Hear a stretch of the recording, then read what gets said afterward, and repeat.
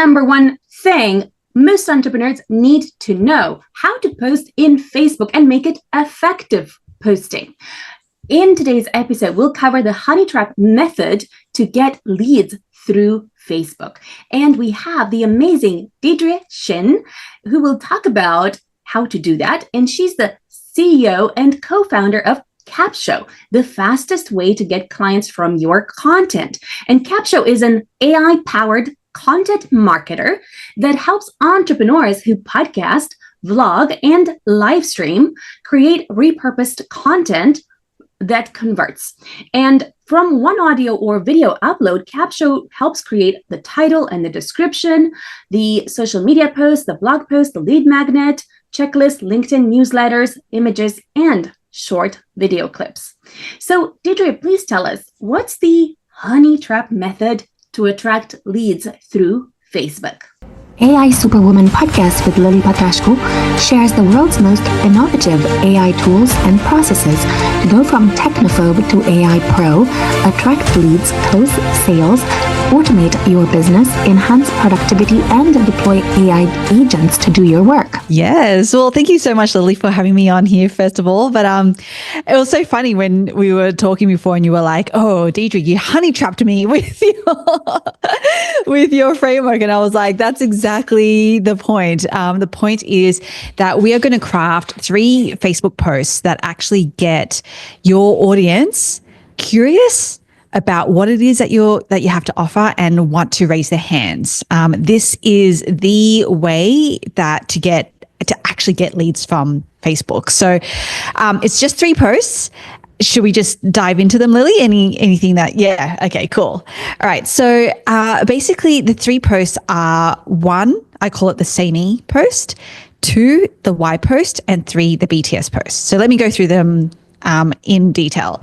So the first one is the Say Me post. And literally the purpose of this post is to have your audience say me, like literally in the comments, they're going to say me. And how we get this to come about is basically it's just going to be a 1-line post, usually on, those purple backgrounds, just like in your face, font is big. And it's something like, I am currently working on XYZ guide or checklist or something that will get a quick win for your audience who's interested. Right. And as you can tell from the question, how you pose the question, people will say me. How we've done this. So by way of CapShow, the actual platform, we actually help people not only generate the posts, but we also come up with a checklist lead magnet. So basically it can be very easy, each week or however much you wanted to do this each month, you could just upload whatever episode that you've just published. It will actually create a checklist lead magnet for you. And then literally your first post, which is the Say Me post, will say, I am currently working on, or I've just created this XYZ checklist. Who wants it?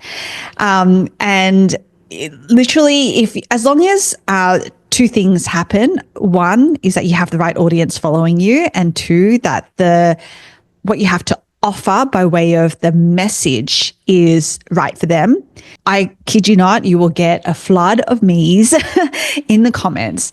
And the great thing is that if anyone knows the social media platforms, when you get engagement, the algorithms love it.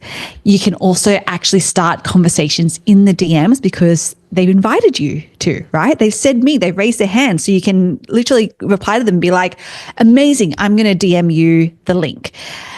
If you wanted to, and this is optional, you could actually grow your email list if you wanted to gatekeep the checklist or the lead magnet. So they have to, the link will ask them to give you an email.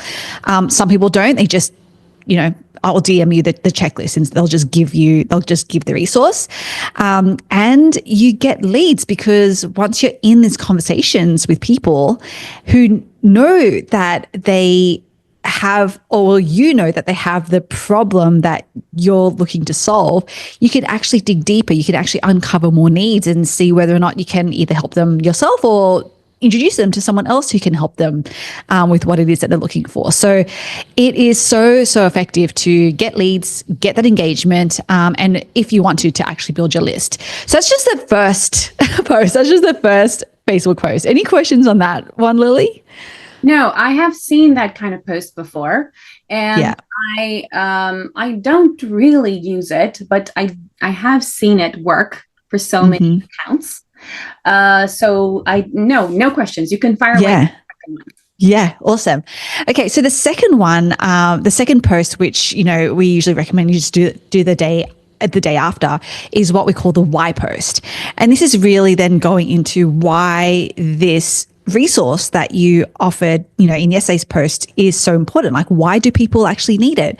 So this starts to go a little bit deeper into the actual problem that your audience are facing, and they have this problem, right? And the solution, the quick win, is for them to get the checklist or the guide or whatever the lead magnet is. Okay, so it's like a slightly longer post, but it really does go deeper into the actual problem that they might be facing. So same kind of like mechanism afterwards. You still want people to be raising their hands. You still want to be inviting them to the DMs. You still want to be uncovering needs, giving them that resource. But literally, it's just going to be a longer post that just goes into, hey, this is important because of XYZ reasons. And it can even be a bit of a story as to yourself having faced that problem and overcoming it, or maybe it was a guest episode and you can talk about your guest or a partner that you've worked with, going through it. So yeah, it's slightly longer, but it's a really rich kind of community building content that you're doing in that post. Thank you. Tell us about what would be the structure of that particular second type of post. Well, give us like a very fast run through of what kind of things would you say in it?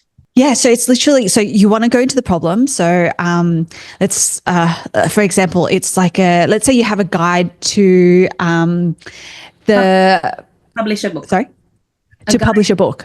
A guide to publish a book. Okay, all right. So you want to start off with the problem, right? Like, why do people want to publish a book? I don't know, Lily, if that's, do you know that off the top of your head? Like, what's the number one reason that drives people to publish a book? To tell their story, to become an authority, to become famous like Tony Robbins and Oprah. Yeah. Okay, awesome. Okay, so we can use all of that. So basically, your hook can be something like, become as famous as Tony Robbins or Oprah. If you felt like you're drowning in obscurity and, you don't know how to get the authority credibility, like, boy, do I have something for you. Have you ever thought about publishing a book? And it's actually not as hard as you think. I have a checklist, 10 steps or whatever step, however many steps that, if you follow this, you will be a published author in 90 days. 3 months. So what? 90 days. Yeah, exactly. Who wants it? Like, who wants this checklist, right? So it can be, obviously I went through that as a structure, as the outline, but you can obviously give more of your flavor to each of those components, but you can see how you're kind of like calling out the need or the problem. You're going, hey, I have a solution. And you can even put in some like, this worked for my client XYZ, like who not only published in 90 days and then whatever result, off the back of that. And then was invited to speak on the same stage as Tony Robbins, like that could be cool. And then the call to action, like, who wants this checklist? And then really you want people, because you want to frame it in a way where people are like raising their hands and saying me, or, I want this, tell me more. Thank you. Do you also in this, why I'm doing this kind of post, do you also call out some typical mistakes that perhaps your competitors are making regarding the book? Or perhaps even, let's say, millions of books are published worldwide and not so many make it, like the general thing that tends to happen in the industry that doesn't work, and how you can help them solve that. 100%. And that's great, because then you can, if let's say this checklist that you want to kind of have it be evergreen, something that's on offer, you can actually then test these different messages that you've just, or the examples that you just said, do one week, do one the next, or in 2 weeks time, and just try different angles, because everything that we do, all the messaging that we put out there is always an experiment, right? It's always test and learn. So I think that all those ideas that you have are perfect for this. And you can just instead of putting them into one post, phase them out and see which ones people actually want to raise their hands for. Thank you. You can continue with Okay, cool. And then the third one, which is the last one in the series, is a pretty simple, hopefully fun one maybe, but I call it the BTS post. So this one is more of that community-driven human post. It could be as simple as literally you're posting an image of you at your laptop, or your computer, or your desk, and being like, currently working on this thing. So it's, showing you and how you're interacting with it. Again, who wants it?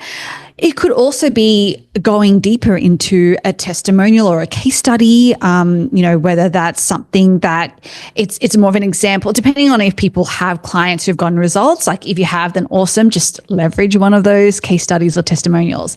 But if you don't, because I know some people are just getting started, then you can always just lean on someone who's gotten results from overall doing what it is that you're doing. It might not be the exact strategy that you have, but you can still show that, hey, if you can publish a book in 90 days, you can get these results, right? The thing is that you want to get that book published in 90 days.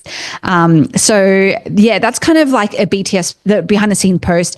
And it can be as simple as just focusing on you, or it can be as in-depth as going into more of a case study or a testimonial. Thank you. Are there any elements that make these types of honey trap methods sweeter and more stickier? Yeah, so you definitely want to, with the way that we think about any kind of content that's getting created is always from the top to the bottoms, right? So the top, that first line, as you can imagine, has to have a hook. So, when you think about being honey trapped, right, it's always the hook. It's like, oh my gosh, I'm curious about this thing. I've read about this, and it's like, I want to know more, right? I actually went to this event a few years ago, and it was one of those events where you had to kind of pick and choose which session to go to. And there were like a ton of sessions, but there was one that stood out to me because it was titled, How I Made $1 Million with a $15 product and a toilet seat. And you can immediately see like that paradox of like, wait, what, $1 million, i.e. big result, and like this, only through a $15 product, and by the way, a toilet seat. That paradox created so much curiosity that I needed to like close that gap in my mind. What's happening subconsciously is people want to find out and close that gap. And so I always find that the first sentence, the first line, if you can make it as hooky, not like misleading. You don't want to do anything misleading, but something that creates curiosity. You definitely want to lead with that, because then people want to continue reading. And that's like the purpose of the first line, is to get them reading. And then through the body, obviously the whole purpose of the body is to get them to want to take action when they get to your last question or request, right? And so the body has to actually, and this is where, there's no kind of one size fits all, unfortunately, with this. That's why it is a test and learn, because some people really like a longer form, tell me, like go into a little bit more detail. Some people like numbers, they're like, okay, you can give me stats, like, or a mix of that. But, however you can make the offer, i.e. the thing that you want them to opt in for, as compelling as possible. You want to do that in the body. So case studies work really well. Testimonials obviously work really well. Even what you were saying about like, if someone aspires to be a Tony Robbins or an Oprah, like, this is how we can get you there. Like that works really well in terms of painting the picture or the vision for them. I don't know if that quite answers your question, but there's a few tactics that you can, and strategies that you can use. I wouldn't say one is better than the other. It really just depends on the audience and the message ultimately. Thank you. Is there anything else in terms of a hack or a manner of rating the posts that will be more effective in terms of actually getting people to say me?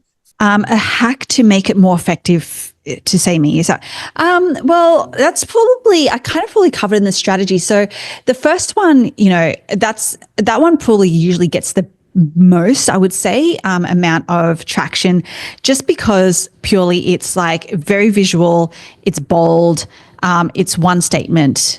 So, rather than doing like a longer form thing, which I know a lot of us can sometimes default to because we want to like give people context and we want to, I find that has been something like that's been a pretty useful hack, when I think about it that way, to just get something really quickly in front of someone and just go, bam, like hit them in the face with with what it is that you have to offer. In terms of like other, like there's no real hack because just social media by nature, it's such a fluid and changing thing. Like each platform and each platform is different in terms of the type of content that they want to push out, and different at any given time as well, right? So, for example, we've had clients who've tried, this on LinkedIn, and instead of doing like just a statement post, because that's not visually the same as on Facebook, they do a poll instead. And the poll itself is something that LinkedIn actually for a period of time wants to push out. On Instagram, it's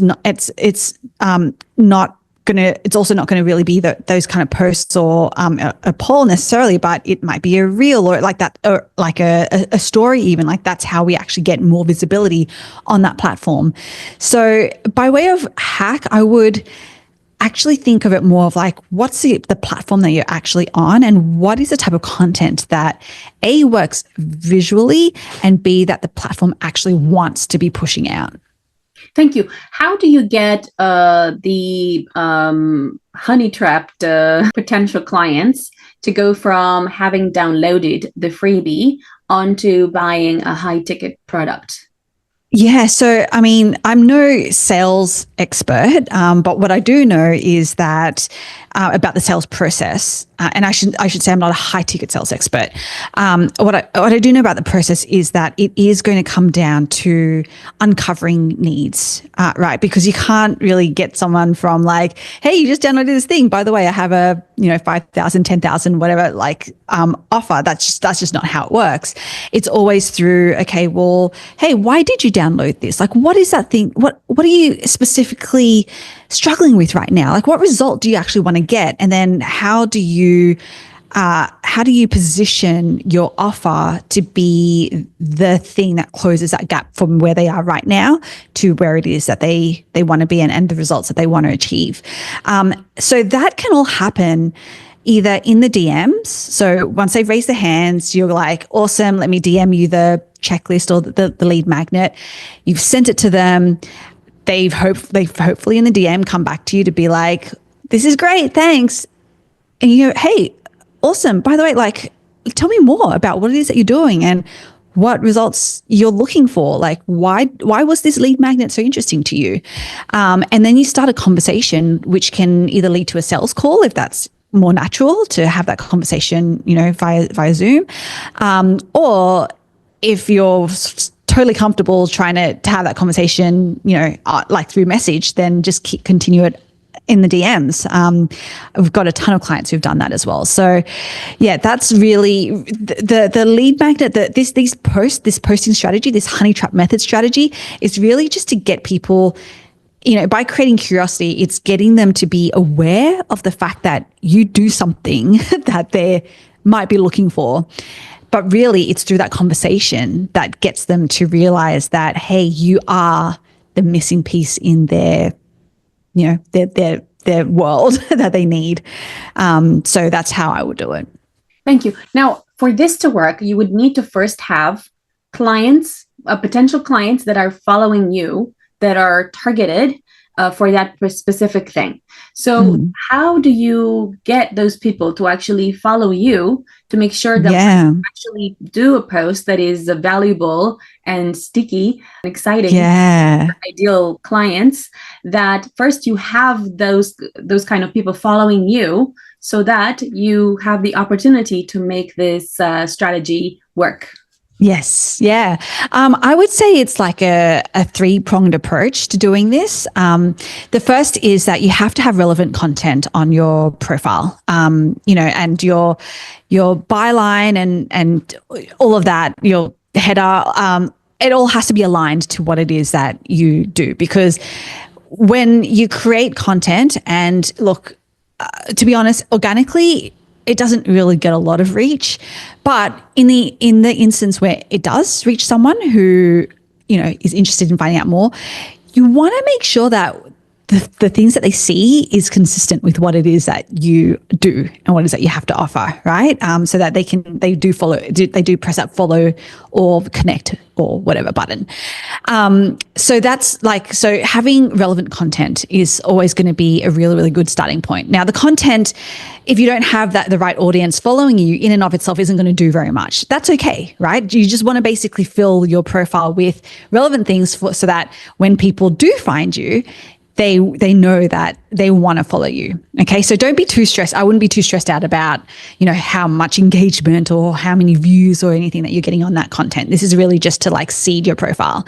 The second thing that I would do is I would try to find these people. So where do they hang out? And if you don't really know the answer to that question, then that's probably, foundationally, you probably have to go back to basics a little bit. We talk about niches and stuff a lot. This is really important because unless there's a way for you to find the people, like your ideal audience, target audience, whether it's online or offline, you're always going to be swimming in this if you serve everyone, you kind of serve no one, right? And so, I would digitally, go to the Facebook groups or to the other profiles that that they are hanging out in, and start to just organically engage with them and reach out to them.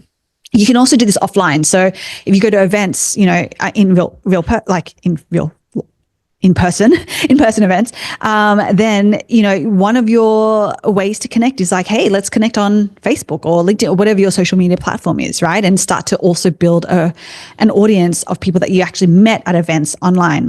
I did that a ton in the first couple of years of my business and got a really, really great, rich following of people. And the good thing is that, by doing that, even if it feels a little bit manual, the great thing about social media is that it starts to broaden, it's all about networks, right? So, if you kind of know one person, then they'll start to introduce you, whether it's actual introductions, they're actually introducing you, or whether the platforms are going, hey, here are people that you might want to follow or connect with, right? So that will actually start to snowball as well in terms of you finding the right people. And then the third thing is honestly, just it's all through partnerships and collaborations. So, if there's an opportunity for you to do joint, whether it's joint lives or webinars or content to another person's audience who might also have your audience, then that's a great way to also start to get people following you on that platform. So I know that was a pretty long-winded approach, but hopefully comprehensive in terms of those are the three prongs that I would take to build an audience, the right audience. And then if people have, some money and they want to put it into ads, then obviously that's a whole nother way to build an audience as well. But yeah, for organic, I would just stick to the three that I mentioned.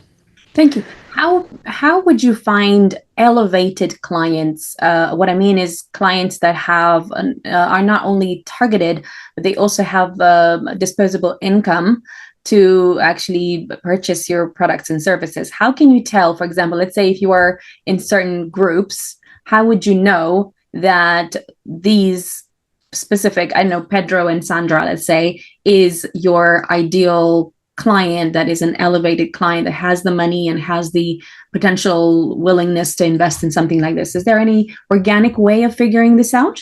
I mean, I hesitate with this question because, we can always default to like, where are they located in the world and, what, like things like that. But those are kind of like generic markers.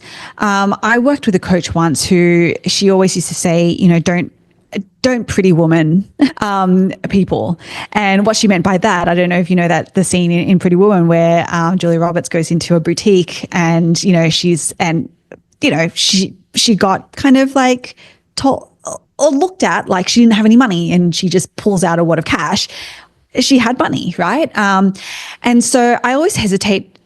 I don't think that there's like a silver bullet to doing this. And a part of me is also, and I've seen this as well, where I've kind of like quote unquote written off people as like not being able to afford things or whatever. But they've completely surprised me. And if people want the result and they can see that you're the best place to get them there, then they will invest. Like they'll find a way. And so that's probably what I would say to that is like, I always just think back to my coach saying like, just don't pretty woman anyone, like just have the conversations. There's kind of no shortcut to it.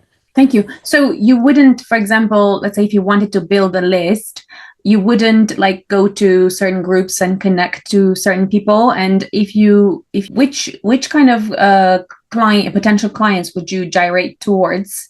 How would you pick who to connect with, for example? If you were to, let's say, know that there's a pool of people that, let's say, that are property investors, like a property investors group, and you knew that, let's say, you wanted to have property investors invest in your programs, how would you know from a group of 20,000 people who to connect with from there? This is a tough. I can talk about my specific situation because I don't really know property. Yes. Like that's not really my niche. Yes. So for us at CapShow, so we work with entrepreneurs, so coaches, consultants, service providers who create content. So whether that's podcasts, they're on YouTube, are the two main things. So those are kind of our quote unquote qualifiers, right? So if I can see that from a profile that someone is a coach, consultant, service provider, and that they either have a podcast or they have a YouTube channel that's active, then that's someone who I would reach out to, right? That makes sense for me because that is my particular user of CapShow. So I would always go, what are the markers? Like, and you want to try to make them as objective as possible. So I don't use a marker of money because I don't know, right? I don't know how much money this person has. I'll just be like, well, they're in my target market by way of like occupation and by way of activity that they do. That's stuff that I can objectively find online. So that's what I'm going to use. So whatever it is in, your niche that you want to like try to make it as objective as possible, those are the markers that I would use or criteria that I would use to find people. Thank you. What about if you had a super high ticket program like 25K or 50K? Where would you look for potential high ticket clients to connect with on social media so you can have the right following to follow you? I mean, it really it's hard for me to talk about because I don't have a $25,000 offer. So I'm not really talking from experience here.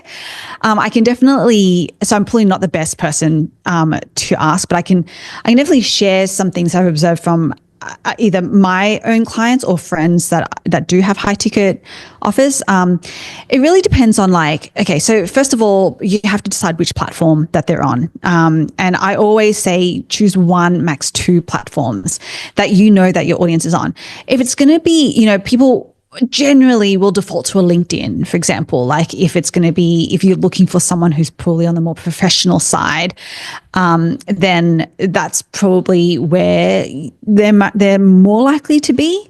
And then through that, it's the same, again, what is the criteria can't be, have you invested in a $25,000 program, right? Because that doesn't exist. But what is it about that person? It almost doesn't matter how much, in a way, how much your program is, right? Like that's kind of like sales fundamentals, 101 in a way. Don't anchor yourself in the price of it.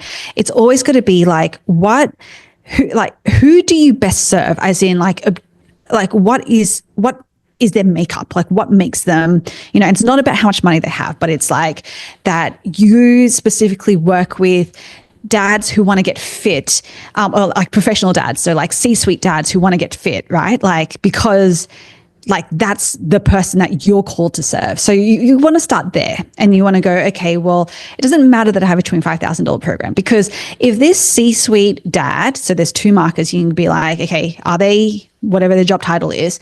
And, based on what they post or talk about, are they a dad? Then you can be like, okay, this is a potential person. And then do they care about being fit? Like, do they care about wanting that result? Because some people might be like, no, I don't care. Like, it doesn't matter to me. And whether or not you have a $25,000 program or a $5 program, it's not going to matter to them, right? But if they're really invested in wanting to get the result, then your job is to make the $25,000 look like a no-brainer. So I wouldn't really start with like trying to find people who quote unquote can afford you, because you can't tell. It has to come later with like, how do you as someone who's selling your own offer, how do you bridge that gap for them to be like, here's where they are now and here's where they want to be. And $25,000 is like an absolute no-brainer for them to get there, because they'll get XYZ, their handhold, their whatever it is that you have in your offer, they're going to get that result. So I probably wouldn't start with trying to find people who can quote unquote afford the product. Thank you. Tell us where entrepreneurs can find you. So if you are a coach, consultant, service provider who is creating any kind of long form audio or video content, so as I said, you have a podcast, you have a YouTube channel, and you want to get more out of that content. So you want to actually be intentional with your marketing. You want to actually, whether it's like create blog posts or LinkedIn newsletters or short form video clips or even images from that content, then I would love for you to try CapShow. You can try it for free for 7 days at capshow.com/free trial. That's CapShow, CAPSHO.com/free trial. And if you put the code forever50 in, then you can get 50% off the plan for however long you're with us. So yeah, it's a really, really great deal. Thank you. Follow me for more AI productivity tools.